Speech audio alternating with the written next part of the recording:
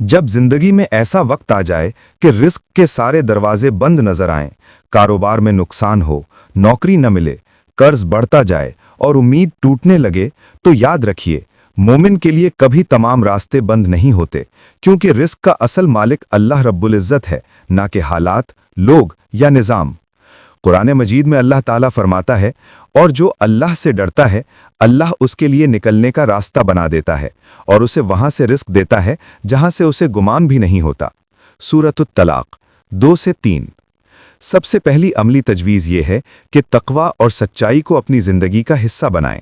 हराम कमाई, झूठ, धोखा और नाइंसाफ़ी वक्ती फ़ायदा तो दे सकती है, मगर रिस्क की बरकत ख़त्म कर देती है। दूसरी अहम चीज़ इस्तिग़फ़ार है। नबी करीम सल्लल्लाहु अलैहि वसल्लम ने फरमाया कि जो शख्स कसरत से इस्तिग़फ़ार करता है, अल्लाह उसकी हर परेशानी को दूर फरमा देता है और उसे वहाँ से रिस्क देता है जहाँ से वो सोच भी नहीं सकता। रोज़ाना दिल से इस्तिग़फ़ार को मामूल बनाएं, ख़ास तौर पर फज्र के बाद। तीसरी अमली हिदायत नमाज और दुआ है। नमाज सिर्फ इबादत नहीं, बल्कि अल्लाह से बराह रास्त ताल्लुक़ है। तहज्जुद की नमाज में मांगी गई दुआ कभी रद्द नहीं होती। नबी सल्लल्लाहु अलैहि वसल्लम का इरशाद है कि अल्लाह रात के आखिरी हिस्से में करीब आकर फरमाता है कोई मांगने वाला कि मैं अता करूं? चौथी चीज़ सदका है, चाहे थोड़ा ही क्यों ना हो।